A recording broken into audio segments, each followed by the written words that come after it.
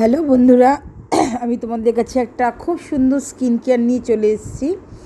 দেখতে পাচ্ছ একটা স্কিনকে আমি বিভিন্নভাবে তোমাদেরকে দেখিয়েছি যে স্কিনটা ওয়াশ করার আগে কেমন ছিল, স্টেপ বাই স্টেপ স্কিনটা ওয়াশ করার পরে কতটা চেঞ্জেস, কতটা গ্লোফুল হয়েছে সেটা সবাই দেখতে পাচ্ছ।